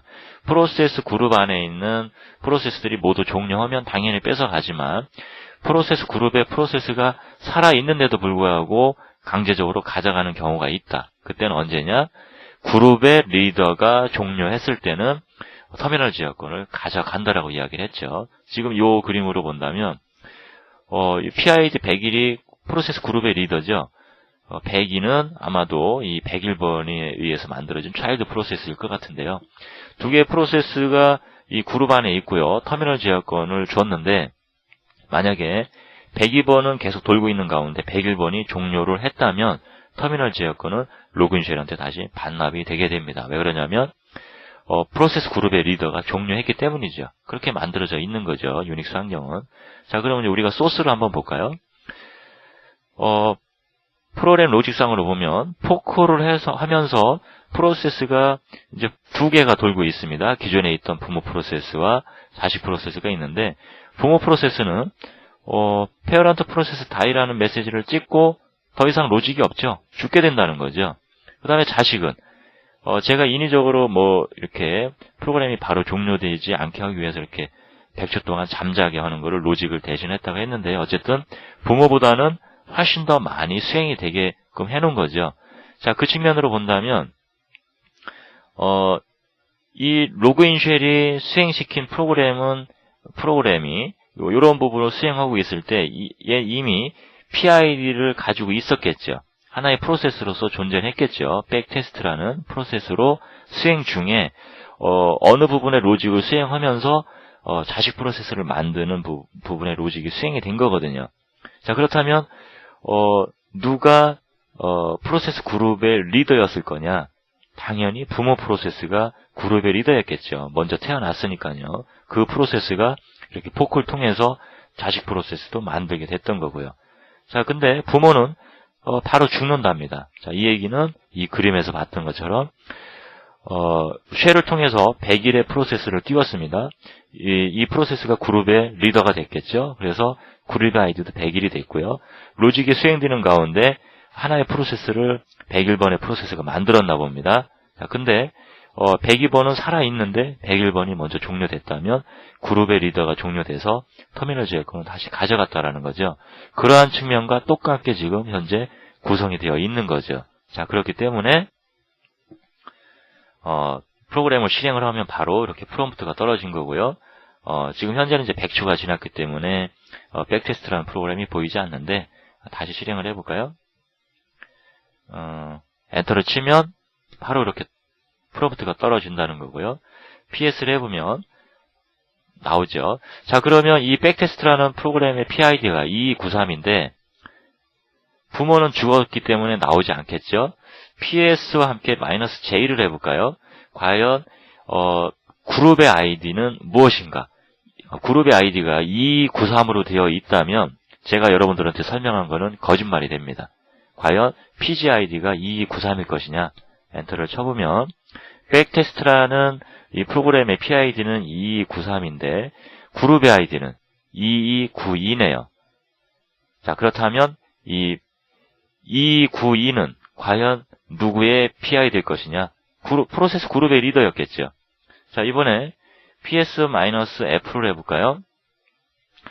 자, 2293의 PID는 PPID가 몇 번으로 되어 있는가? 1번이 됐네요. 아주 좋은 예제가 될 것 같습니다. 제가 볼 때는 이렇게 유추를 해볼 수가 있습니다. 결론적으로. 쉘에 의해서 여기서 백테스트라는 프로그램을 실행을 하면 처음 생성된 쉘에 의해서 생성된 프로세스의 PID는 2292였습니다. 이 2292라는 프로세스가 로직상에서 포크를 함으로써 2293이라는 자식 프로세스를 만든 거죠. 자, 근데 이 2292의 부모 프로세스는 화면에다가 페어런트 프로세스는 죽는다라는 메시지를 뿌리고 종료가 됐습니다. 자, 그러면 프로세스 그룹의 리더가 죽은 거죠. 리더가 죽었다는 얘기는 요 2293의 입장에서 볼 때는 반드시 존재해야 되는 부모가 죽은 거죠. 유닉스의 전제 조건이 깨지게 된 겁니다. 자, 그럼 이제 이 프로세스는 고아가 된 거죠. 그러면 우리 리얼 월드와 같이 고아들은 고아원에 갔다가 그 다음에 대리모가 만들어질 수가 있다고 그랬죠. 대리모 역할을 하는 프로세스의 아이디는 1번이라고 그랬고요. 이름은 이닛이라고 얘기를 했습니다. 그래서 이 2293은 1번이라는 PID를 갖는 프로세스가 부모 프로세스가 되도록 릴레이션이 이렇게 구조적으로 변경이 된 거죠. 자, 왜 이렇게 억지로 부모를 만들려고 하느냐? 그것은 유닉스의 전제 조건 때문이라고 이야기를 했죠. 프로세스는 종료할 때 반드시 부모한테 유언을 해야 된다. 부모는 유언을 받아야 된다. 그렇기 때문에 포크에 의해서 태어난 프로세스는 반드시 부모가 존재해야 된다. 이것이 이제 어떤 전제 조건이라고 이야기를 했는데요. 부모가 먼저 죽었기 때문에 그 후에 1번으로 이렇게 부모 자식 간의 관계가 인위적으로 구성이 된 것 같습니다. 자, 한 가지 더 제가 좀 추론을 해보면 부모는 죽었지만 프로세스 그룹의 리더는 죽었지만 아직 이 2293이라는 자식 프로세스가 살아있기 때문에 그룹이 없어지면 안 되는 거죠. 프로세스가 종료된 거지 그룹 자체가 없어진 건 아니죠. 그룹이 없어지는 거는 그룹 안에 있는 프로세스가 모두 종료됐을 때 그룹이 없어진다라고 이야기를 했습니다. 프로세스 그룹이 없어진다고 이야기를 했습니다. 그렇기 때문에 여기에 있는 229라는 프로세스 그룹의 리더는 종료가 됐기 때문에 터미널 제어권은 뺐겠지만 그룹은 존재하는 거죠. 229로. 이 그룹 안에 2293이라는 프로세스가 멤버로 가입이 되어 있는 거고요. 그리고 사실적으로는 친아버지는 2292가 친아버지, 친부모지만 종료가 됐기 때문에 2293의 현재 시점에 아버지는 대리모인 1번이 됐다라고 우리는 유추를 할 수가 있습니다. 여러분들도 요 정도의 유추는 이제 충분히 하실 수가 있을 겁니다. 한 2번에 걸쳐서 이제 어떤 관계성에 대한 얘기도 이전에 끝났다라고 얘기했는데 다시 한번 설명을 드렸죠. 자, 이런 부분에 대해서 여러분들이 파악할 수 있는 능력을 갖는 거는 별거 아닌 것 같지만 프로세스 관리 측면에서는 아주 중요합니다. 자, 그래서 사실적으로는 지금 이제 터미널과 관련된 설명을 드렸는데요. 어떤 측면이었냐면 포그라운드와 백그라운드 프로세스 그룹이 있을 때 인위적으로 백그라운드로 돌 수 있게 하는 방법이 어떤 게 있을까? 어떤 병렬적으로 프로세스를 유닉스 시스템을 효율성을 더 높이기 위해서 백그라운드로 돌릴 수 있는 방법이 고려가 되면 좋을 텐데 어떻게 하는 거냐? 그냥 디폴트로 로긴 쉘에서 수행하면 포그라운드로 돈다. 어떻게 하면 되느냐? 두 가지 방법이 있는데 첫 번째는 명령어와 함께 이렇게 사용자 입장에서 %를 주면 언제든지 마음대로 백그라운드로 돌게 할 수가 있다. 자, 그 다음에 두 번째는 인위적으로 부모 프로세스, 로긴 쉘에 의해서 태어나게 된 부모 프로세스를 인위적으로 종료시키면 된다. 그거는 뭐 우리 사용자가 할 수는 없죠. 프로그램 개발자가 그렇게 코딩을 해야 되겠죠. 그래서 인위적으로 로그인 쉘이 수행시켜주는 프로세스, 그게 아마도 프로세스 그룹의 리더가 되게 될 텐데요. 걔를 종료시키면 자연스럽게 터미널은 로그인 쉘한테 반납이 되지 않겠느냐, 백으로 돌게 된다. 이런 측면 두 가지로 볼 수가 있습니다. 자, 우리 이전에 PS-EF를 했었는데요. 모아를 한번 보죠. 여기에 보면은 제가 이전에 설명을 드릴 때 이렇게 끝에가 D가 있는 것들은 데몬이라고 보통 얘기를 했습니다. 데몬 프로세스 유령과 같은 존재죠. 유닉스 시스템에서는 죽은 유령이 두 가지 개념으로 불리게 됩니다. 두 가지 이름이 있는데요. 지금 제가 설명한 데몬이라는 게 있고요. 또 한 가지 좀비라는 게 있습니다. 둘 다 죽은 놈이죠. 죽은 놈이 뭐 죽은 것 같지도 않게 어쨌든 다시 살아있는 그런 측면인데 데몬도 죽은 거고요. 좀비도 죽은 건데 데몬은 우리가 유닉스 시스템에서 개발자 측면에서는 항상 프로그램을 유닉스 환경에서 프로그램을 만들었다면 그 프로그램은 항상 데몬이 되게 될 겁니다. 그래서 데몬 프로세스는 우리가 즐겨 만들어야 되는 거고요. 유닉스 환경에서. 좀비는 절대 나오지 않게 해야 되는 겁니다. 개발자의 실수에 의해서 나오는 게 좀비라고 얘기를 했는데요. 여기에 있는 이 데몬들은 백그라운드로 가만히 돌고 있다가 어떤 상황이 되면 팍 깨어나서 동기화가 돼서 해당되는 일을 수행을 하고 그 일이 끝나면 다시 또 가만히 또 잠자고 있다가 그 상황이 발생이 되면 또 깨어나서 어떤 일을 하는 그런 측면으로 이제 유령이라고 얘기를 하는데요. 이 D가 붙은 이 프로세스들은 특히나 이제 이 데모 프로세스들은 백그라운드로 돌게 되는데요. 대부분 보면 PPID가 1번이네요. 부모 자식 간의 관계성을 없앨 수는 없기 때문에 이 데몬 프로세스라고 하더라도 부모 자식 간의 관계성을 빼버릴 수는 없기 때문에 어쨌든 부모가 있어야 되는데요.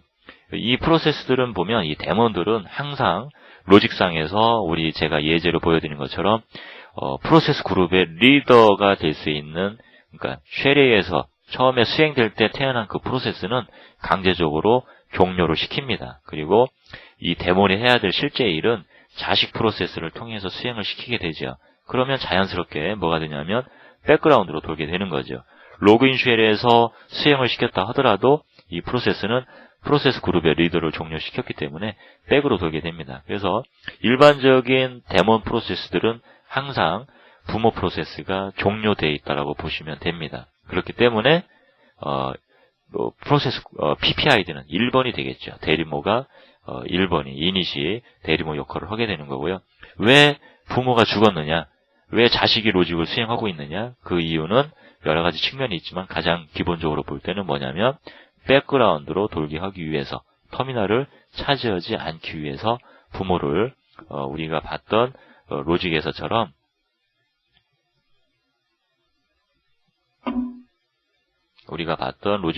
이렇게 포크를 통해서, 실제 로직은 자식을 통해서 수행을 하고요. 부모는 자식을 만들어낸 이후에 바로 종료를 합니다. 그러면서 이 프로세스는 백그라운드로 돌게 되겠죠.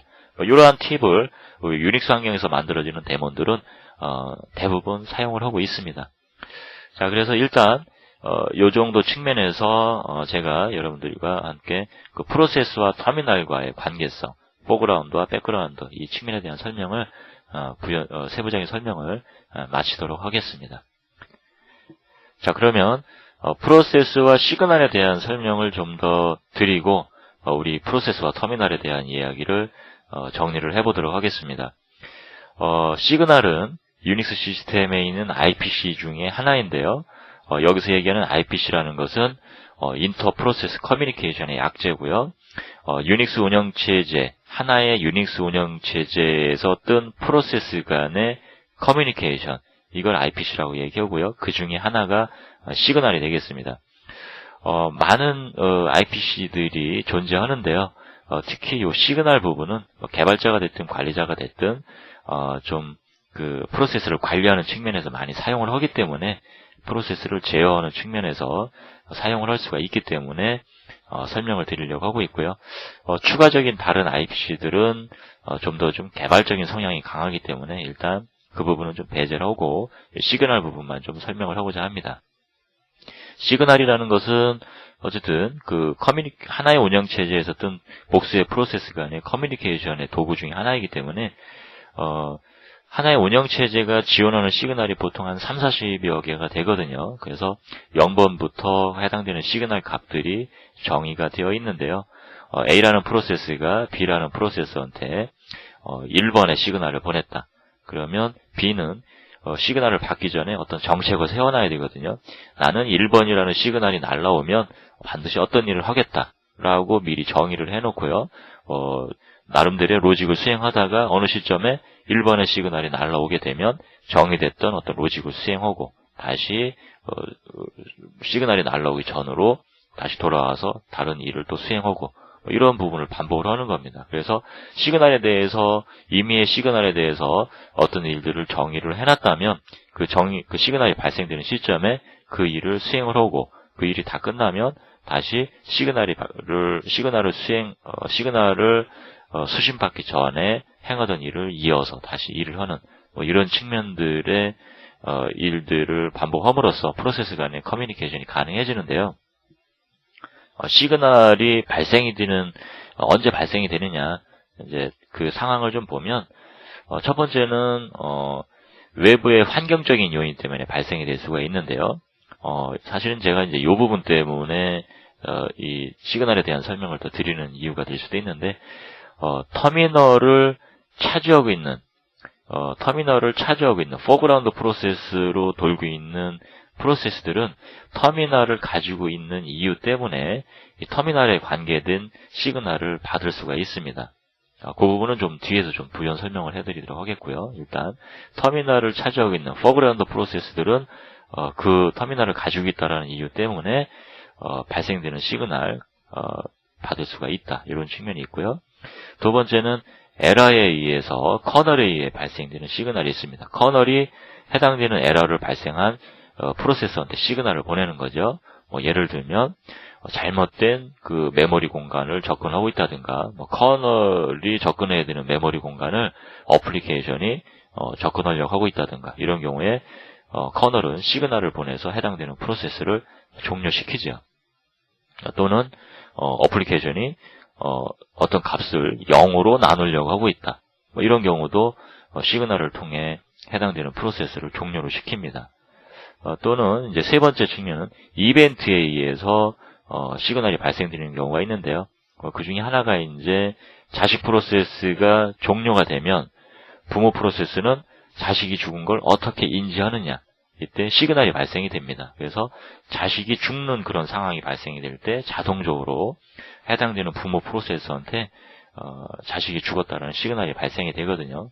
이런 측면처럼 어떤 이벤트가 발생이 돼서 시그널이 발생이 될 수도 있고요. 그 다음에 마지막으로는 인위적으로 우리 관리자가 됐든 어떤 프로그램에서든 시그널을 발생시키는 명령어를 수행을 하든가 아니면 프로그램 안에서 시그널을 발생시키는 시스템 콜을 수행을 했든가 그런 측면으로 인위적으로 상대편의 프로세서한테 시그널을 발생시키는 이렇게 크게 네 가지 측면으로 시그널이 발생이 될 수가 있습니다. 우리 본문에 그 측면들에 대해서 설명을 다 해놨고요. 자, 그러면 제가 여러분들한테 전달하고 싶은 이 얘기를 수행하기 전에 일단 좀 기본적인 요건들을 좀 더 채워봐야 되는데요. 그럼 어떤 시그널들이 있는가 잠깐 살펴보도록 하죠. 한 40여 가지의 시그널이 있다고 그랬는데요. 일단 대표적인 거, 중요한 거 몇 가지만 좀 나열을 했습니다. 여기 시그 int, 여기 왼쪽에 있는 부분은 시그널 이름이고요. 우측에는 define 되어 있는 상수가 되겠죠. 그래서 시그 int와 같은 경우는 터미널과 관련된 시그널입니다. 우리가 키보드로 컨트롤 C를 누르면 이 컨트롤 C를 누름에 의해서 터미널을 차지하고 있는 프로세서한테 프로세스 그룹으로 시그널이 날아가는데요. 그런 게 있고요. 그 다음에 시그 킬이라는 거는 구라는 값을 상수로 갖고 있는데요. 이 구라는 값의 시그널을 받은 프로세스는 무조건 종료하게 되어 있습니다. 어떤 다른 구를 받으면 나는 뭘 해야지 이런 측면으로 정의를 할 수 있는 게 아니라 무조건적으로 죽어야 되는 그런 용도로 사용을 합니다. 그래서 우리가 프로세스를 띄웠는데 화면에 출력하는 걸 보니까 오동작을 하고 있다.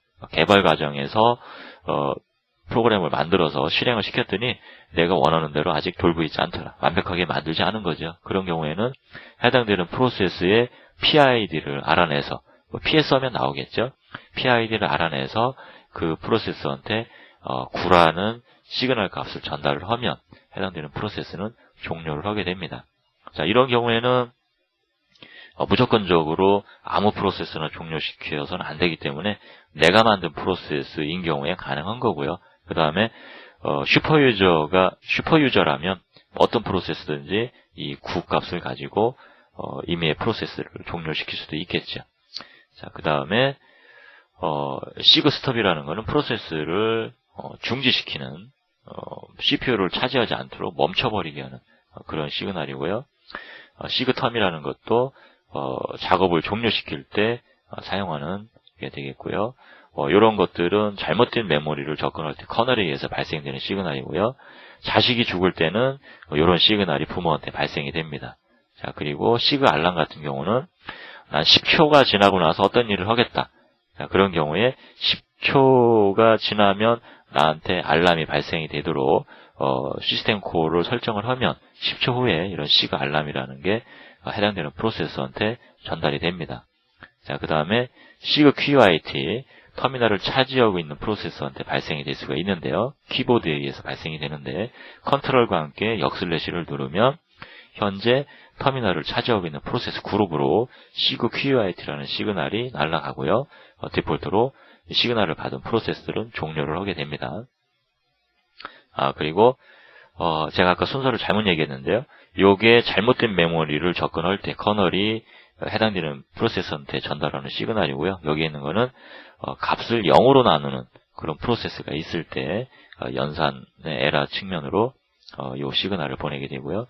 SIGHP라는 부분은 과거에는 터미널이 끊어지는 경우에 프로세스 그룹들에게 이 시그널을 전달을 하는 이런 측면으로 사용이 됐었는데 지금은 그 측면보다는 데몬 프로세스에게 데몬 프로세스와 관리자는 컴피그 파일을 통해서 대화를 하거든요.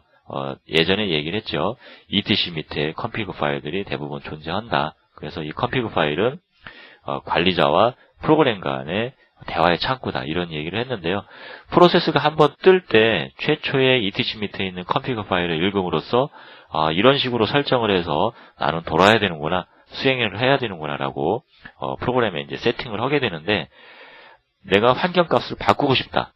바꿨다. 그러면은 프로그램을 종료시킨 다음에 다시 프로그램을 띄움으로써 컴피그 파일을 다시 읽게 해야 되는 거냐, 내가 수정한 그 컴피그 파일을 재설정하도록 해야 되는 거냐, 프로그램을 종료시킨 다음에 다시 띄우는 거 아무래도 좀 오버헬스가 있을 것 같죠. 자, 그래서 SIGHP라는 시그널을 해당되는 프로세서한테 전달을 하면 프로세스를 종료시킨 다음에 다시 수행하는 과정에서 컴피그 파일을 읽는 것이 아니라 현재 살아있는 프로세스가 관리자가 나한테 컴피그 파일이 바뀌었기 때문에 다시 재설정을 하라고 하는구나, 컴피그 파일을 다시 읽으라고 하는구나, 이런 측면의 약속으로 최근에는 많이 사용을 하고 있습니다. 자, 그러면 이런 시그널들이 있고요. 일단 우리가 실습을 통해서 한번 좀 살펴보도록 하죠.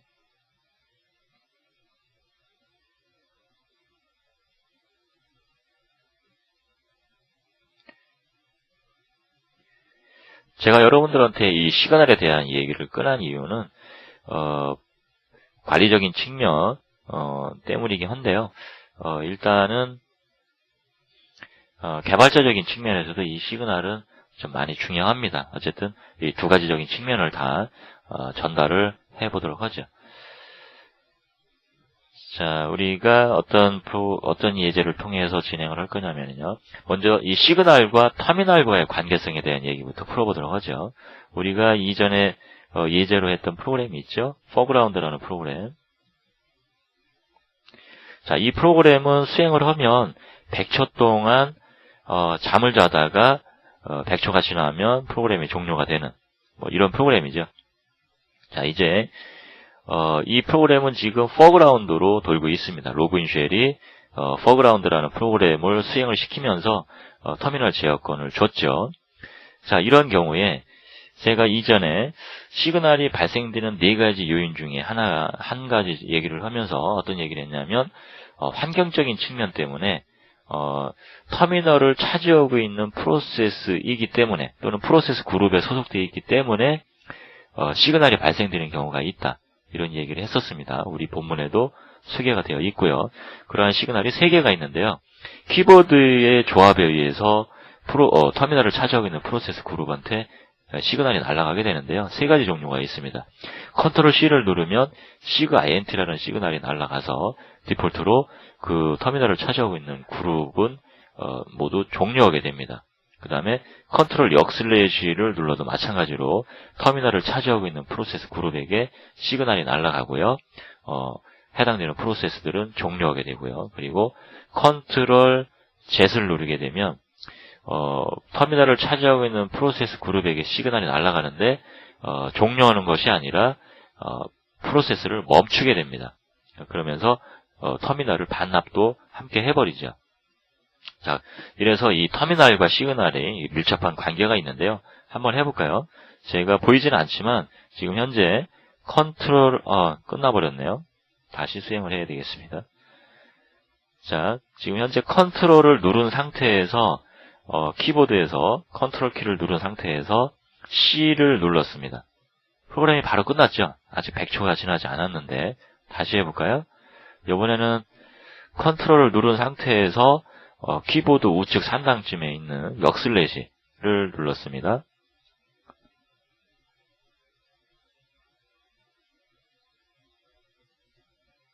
종료라고 이름이 나오네요.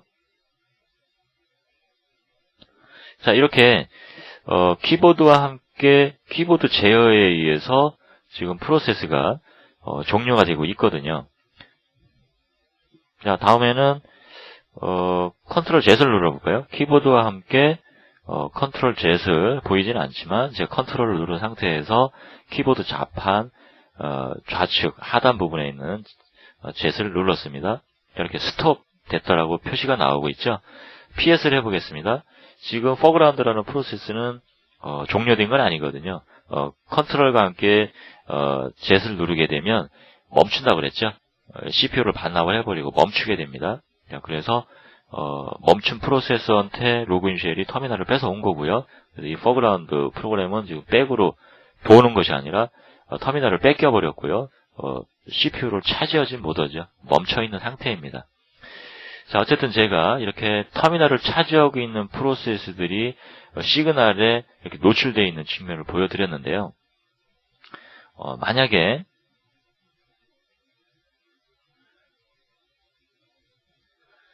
이렇게 D가 붙은 프로세스들, PPID가 1로 되어 있고요. 일부러 데몬으로 이렇게 만들어 놨다라고 얘기했는데, 이렇게 데몬으로 돌아야 되는 프로세스들이 만약에 터미널을 차지하고 있다. 그렇다면, 예를 들면 지금과 같은 foreground 프로그램이 되겠죠.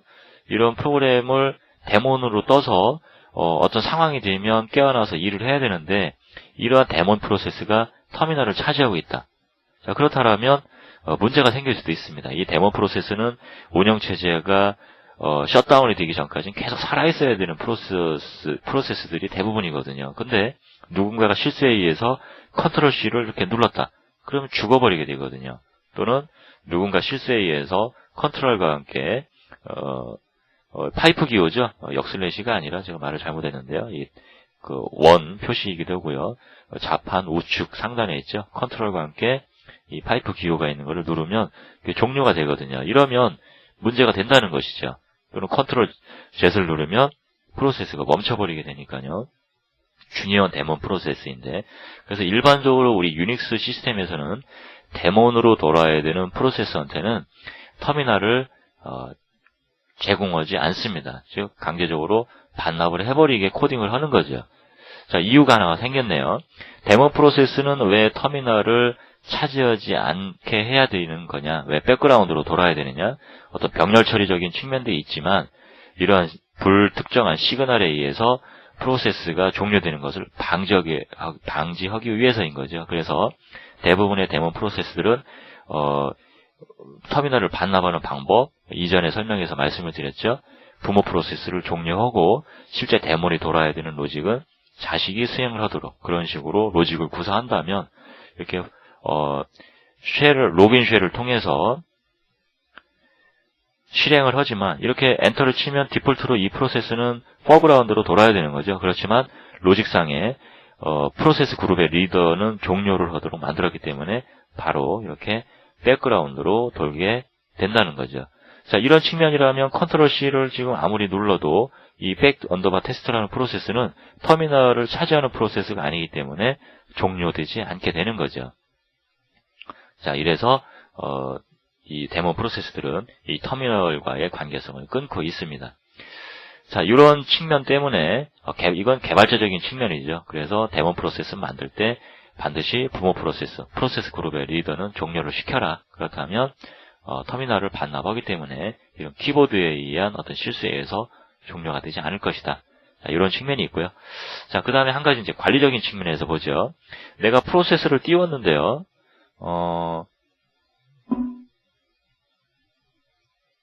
프로세스를 띄웠는데 예를 들면 지금 뭔가를 막 출력을 하고 있다고 하죠. 그러면은 이 출력되는 걸 보고 우리는 디버깅을 할 수가 있는데요. 원하는 대로 로직이 돌지 않고 있다. 그러면 굳이 이 프로그램이 종료될 때까지 기다릴 필요가 없죠.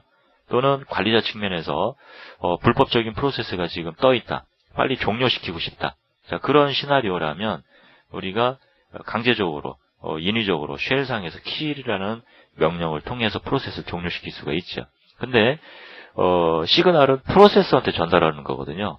이 유닉스상에는 많은 프로세스가 떠 있죠. 그렇기 때문에 어떤 프로세서한테 어떤 시그널을 보낼 거냐, 두 개의 값은 어떤 프로세서, 어떤 시그널, 이거는 인자가 되겠죠. 시그널은 kill이라는 명령으로 보내는데요. 일단 우리가 이 프로세서한테 시그널을 보낼 건데요. PID를 알아야 되기 때문에 PS를 통해서 PID를 먼저 알아보도록 하죠. 이름으로 찾아보면 되겠죠. 그러면 전체 프로세스 중에 없네요.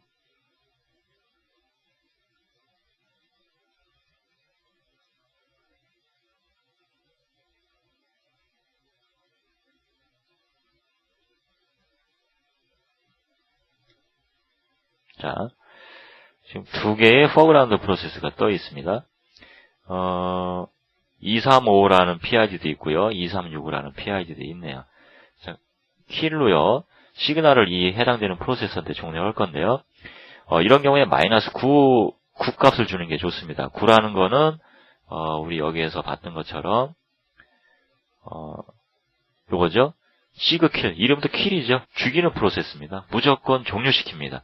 자, 그래서 대개 아무 생각 없이 무조건 종료시킬 때는 이렇게 이렇게 마이너스와 함께 시그널 값을 주고요. PID를 주면 되죠. 시그널 값은 9번이고 2, 3, 5 하고 엔터를 치고 다시 PS를 해볼까요? 그러면 없어졌네요. 이렇게 시그널이 종료가 됐습니다. 자, 다시 한번 해볼까요?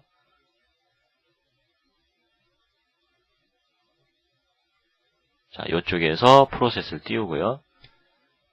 지금 살아 있습니다. 자, 여기서 PS를 통해서 PS를 해보죠. 프로세스가 떠 있죠. 요번에는 마이너스 시그널 번호가 나와야 되는데 숫자를 주지 말고 문자 값으로 줄까요? 시그널 값으로 주죠. 여기에 보면은 이 시그널 명들은 SIG는 모두 이 프리픽스가 동일하기 때문에 유닉스 상에서 시그널 명을 줄 때는 SIG는 생략을 합니다. 여기에 있는 9번을 주겠다. 그렇다면 킬만 주는 거고요. 시그INT, 컨트롤 C를 누른 효과를 주겠다. 그러면 시그는 뺀 상태, INT만 주는 거죠. 즉 2를 주든 INT를 주든 이런 측면이 되는 거고요. 마이너스와 함께 9값을 주든 킬이라는 문자를 주든 이런 측면이 되겠죠. 자, 그래서 지금 이 프로세스를 종료를 할 건데 이번에는 INT라는 걸 줘볼까요? 컨트롤 C를 누른 효과가 되겠죠.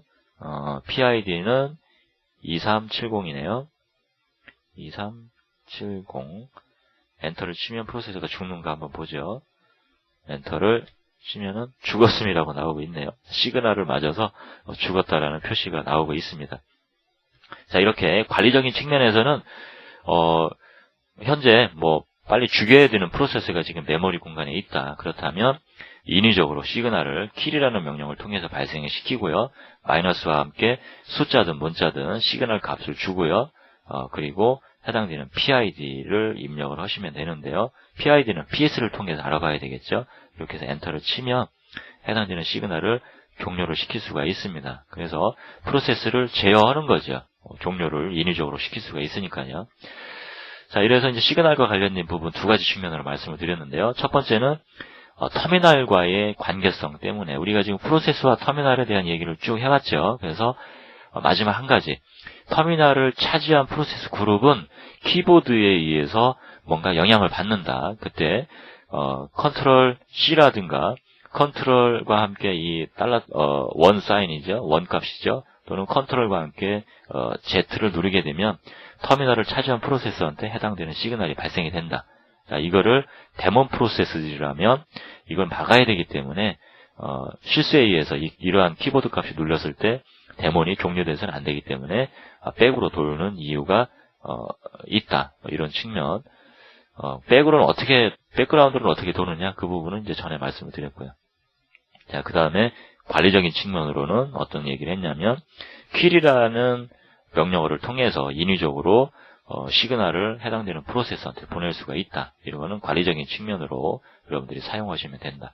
자, 이렇게 정리를 하면서 우리의 과정이었던 지금 크게 이제 쭉 연결을 하면서 말씀을 드렸는데 프로세스와 터미널과 관련된 부분들 그리고 중간에 PS에 대한 명령도 배웠죠. 그러면서 프로세스들의 관계성에 대한 얘기들 이런 부분들을 서로 좀 순서를 맞춰가면서 설명을 드리지 않고 이리저리 왔다 갔다 하면서 서로 관련들이 다 있기 때문에